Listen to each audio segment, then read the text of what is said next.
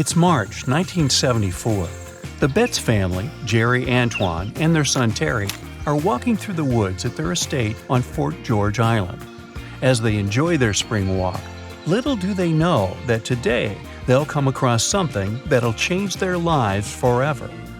As Terry walks ahead, he can feel something pulling him towards an unknown object. Unsure of what to make of this feeling, but curious to pursue whatever's calling to him. "Terry, where are you going?" his mother calls out, but he ignores her and frantically tries to find this unknown thing. He wants it, he needs it, and then he can see something. A shiny silver sphere, the size of a bowling ball, nestling among the grass. As Terry approaches it, he notices it's eerily untouched, with no damage or dirt on it. Terry picks it up. It's heavy, but he holds it tight. "Always finding junk where you go," his father laughs. Terry was always collecting strange metallic objects. He found them fascinating. "It's just a souvenir, that's all." The three of them look at the ball, all intrigued by the perfect shiny sphere. As they walk back home, they excitedly discuss its possible origins, fantasizing the possibilities that maybe it's a cannonball used by conquistadors, or that it could have fallen from a NASA satellite in orbit. They arrive home, and Terry places the mysterious ball on a windowsill in his room, next to many of his other exhibits, and it sits there for now.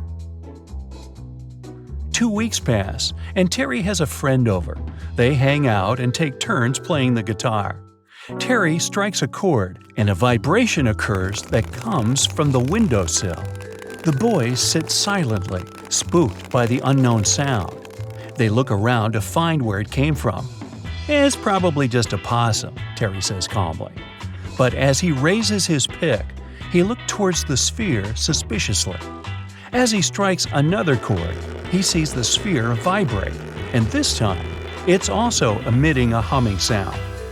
Terry puts down the guitar and approaches the ball, and as he reaches toward it, the sound slowly fades. Startled, he stands in silence before calling out to his dad. Terry explains the strange phenomenon to his father. Antoine looks at it closely, then holds it up to his ear. As he shakes it vigorously, he can feel something inside the ball moving. Shocked, he places it down on a table. Once placed, it begins to roll, moving towards one edge of the table, then circling around, moving corner to corner in a rectangle, endlessly searching for something, possibly an exit, until finally it rolls back to the middle, becoming motionless once more. They all look at the ball, puzzled by the display, and Antoine places the ball on the floor. As soon as it touches the surface, it quickly rolls toward the door. This time, it's clear the sphere wants to make an escape. The thing is too valuable to lose, and Terry quickly chases after it. He grabs it before it leaves the house. He places the ball somewhere safe inside a box, incapable of another escape attempt. Over the following days, Terry took it upon himself to make his own experiments. He found that when within the sunlight, it appeared to be more active. His opinion was that it reacted to solar radiation. When hit with a hammer, it would ring out loudly, as though it felt the strike. Strange things also occurred in the Betz family home. Doors would suddenly slam shut at night, and strange organ music played throughout the house, even though they didn't own an organ. The family sat down to discuss the sphere. They felt it was something truly extraterrestrial, and they required professional advice. The authorities came to review the ball, puzzled by the object, as it moved in an unpredictable way. But they couldn't recognize what it was or provide an explanation for it. All they could confirm was that it didn't come from another planet. The Betz family disagreed and wanted a second opinion. They sent it to Dr. J. Allen Hynek, an astronomer and expert in the extraterrestrial. He spent 6 hours reviewing the sphere. Through his many examinations, the doctor found that the strange sphere emitted radio waves and had its own magnetic field. With this new information, the Betzes were interviewed by a reporter.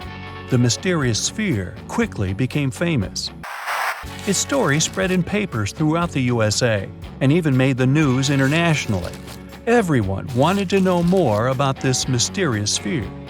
A television crew soon visited the Betz house, hoping to experience the extraterrestrial object firsthand. The sphere was placed on the ground.